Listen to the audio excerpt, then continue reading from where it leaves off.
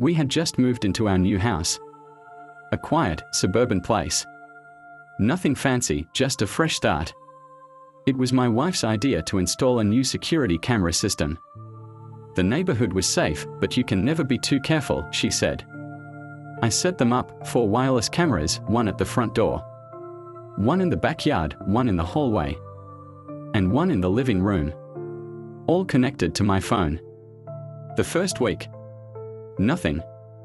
Just ordinary footage, the mailman, the dog barking at squirrels, our son playing with his toys. But then, things got strange. It started on a Tuesday.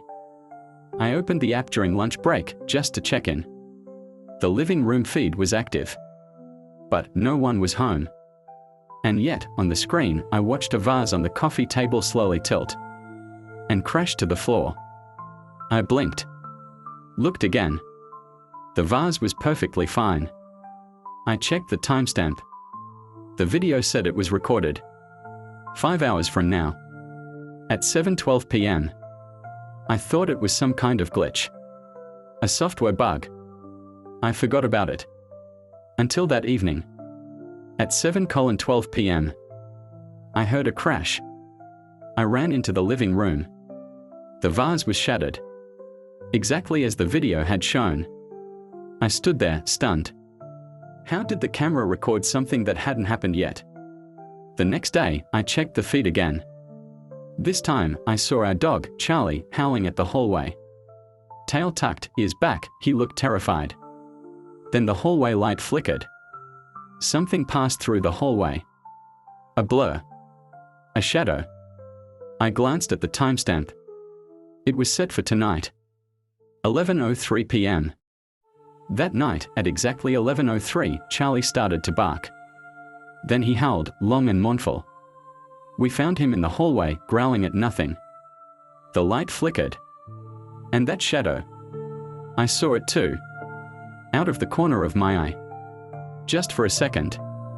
That's when I realized. The camera wasn't broken. It was showing the future. We stopped watching the feeds. We didn't want to know anymore. But the camera, it kept recording. Every morning, I'd get motion alerts. Sometimes, I gave in and looked. One day, I saw something I'll never forget. Blood. On the floor. Pooling from the kitchen. Our kitchen. I saw my wife. Lying there. Unmoving. The timestamp read, Saturday. 2:37 a.m. That was 2 days away. I shook her awake that night. Told her we needed to leave the house. She thought I was being paranoid. So I deleted the app. Tried to forget. Saturday came. I didn't sleep that night. At 2:37 a.m., I was wide awake. Sitting in the living room. Holding a baseball bat. But nothing happened. No sounds. No screams. No blood. Just silence. Then I heard a whisper. My own voice. But distorted. Like it came from a tunnel. I turned. There was someone in the hallway. I raised the bat. He stepped into the light. And I dropped it. Because he was wearing my face. My clothes. He was me. I stared, frozen. He looked at me. With no expression. No soul. Then he turned to the kitchen. Where my wife was. I screamed and ran after him, but he vanished. Vanished like smoke.